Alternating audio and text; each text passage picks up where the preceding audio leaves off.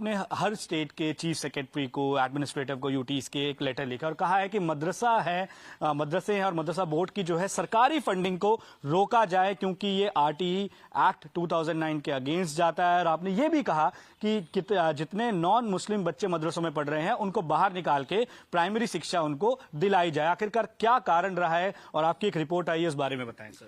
देखिए, आयोग का यह दायित्व है कि शिक्षा का अधिकार कानून की मॉनिटरिंग करे, इम्प्लीमेंटेशन में कहीं खामियां हैं तो सरकारों को बताए। हमने ये देखा कि देश के 7-8 राज्यों में मदरसा बोर्ड बना करके एक प्रकार से शिक्षा का अधिकार कानून का माहौल उड़ाया जा रहा था।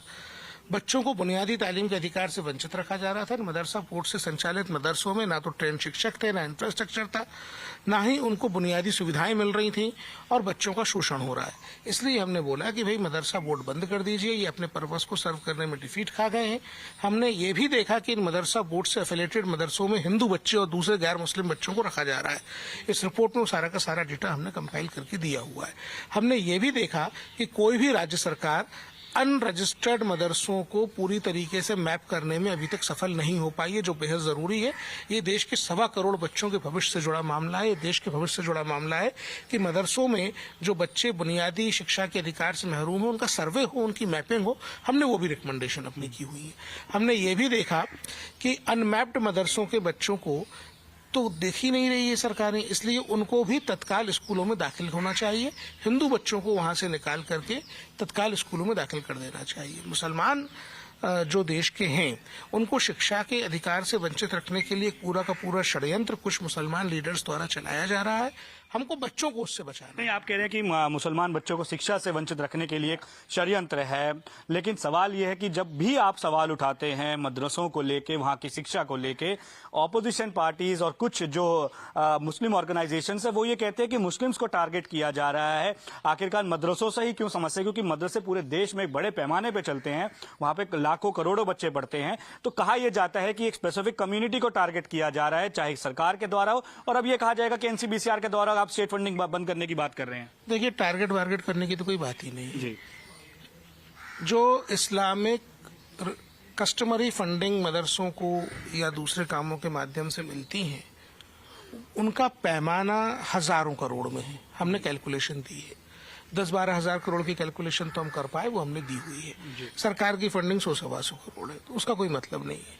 ये मदरसा बोर्ड केवल एक आई वॉश है, ढाकने के लिए, छिपाने के लिए, चीजों को बदलने की। इन चीजों को ढाकने की कोशिश इन चीजों को ढाकने की कोशिश हो रही है कि बच्चों को बुनियादी शिक्षा तो मिल नहीं रही है, और बुनियादी शिक्षा नहीं मिल रही है, टीचर्स नहीं मिल रहे हैं, करिकुलम फॉलो नहीं हो रहा है, पेडागोजी फॉलो नहीं हो रही है, एक्स्ट्रा करिकुलर एक्टिविटीज नहीं मिल रही हैं, और अपने पाप ढांपने के लिए मदरसा बोर्ड की बहाना बनाते हैं।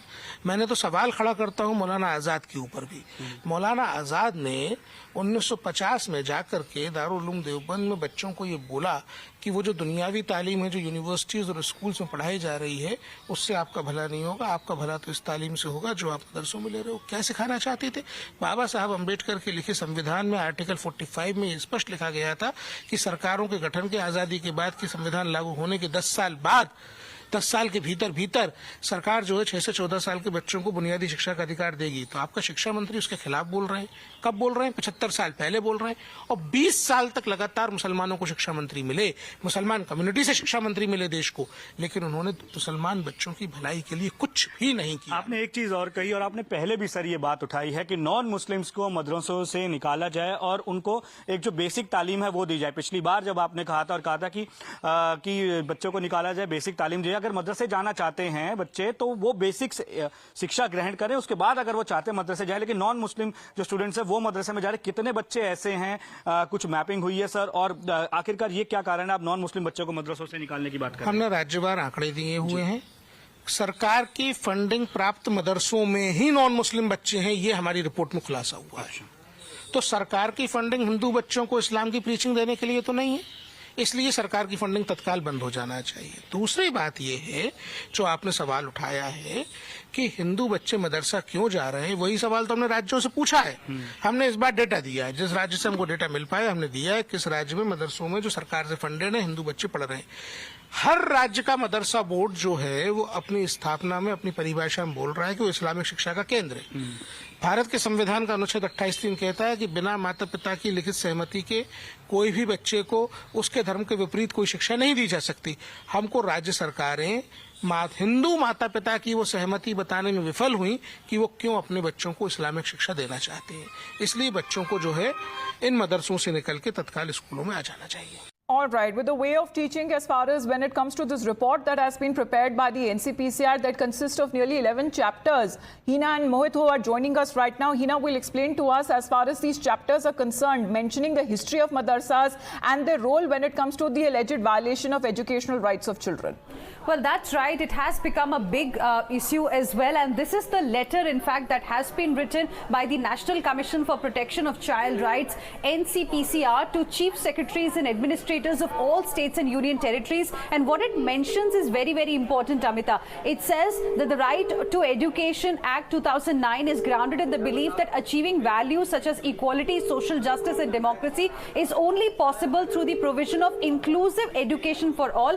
However, a conflicting picture between fundamental right of children and right of minority communities has been created. Now, it has in fact given certain recommendations as well, and we would just like to bring to our viewers the recommendations that have been made by NCPCR. It says that merely constituting a board or taking UDISE code does not mean that the madrasas are following the provisions of RTE Act 2009. Therefore, it has been recommended that the state funding to the madrasas and madrasa boards be stopped across all states, union territories, and madrasa boards should be discontinued and closed down. Now, this is one of the very prominent recommendations that has been made. It also mentions that it has also been recommended that all non-Muslim children be taken out of madrasas and admitted in schools for receiving fundamental education as per the RTE Act 2009, and children from Muslim community who are attending madrasa, whether recognized or unrecognized, are enrolled in formal schools and received education of the prescribed time and curriculum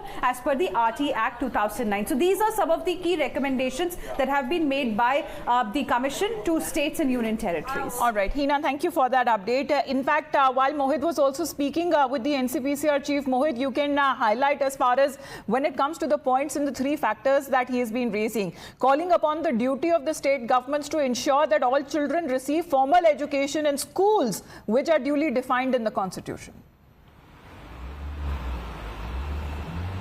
Well, Amita, we need to understand that what exactly this particular letter of the NCPCR to all the chief secretaries and administrators of states and union territories means. Now, the various issues that have been raked up by the NCPCR, and NCPCR earlier also have been raising these issues that in madrasa, the violation of the rights of children is taking place, and what is being taught in madrasa is in clear contravention of RTE Act, Right to Education Act 2009. Now, what basically NCPCR chief Priyank Kanugo says is that the funding of the madrasa is in tune of thousands of crore from various other sources as per the Islam, and the government funding is just about 100 crores or 120 crore rupees. So that should be stopped because it doesn't make any difference to the madrasa. Secondly, what the NCPCR says is that madrasa is a place where Islamic preachings are being given. So why in such a place non-Muslim students, Hindu students are studying? Now he also raises one more important point, that why exactly the state governments are not able to map the data of the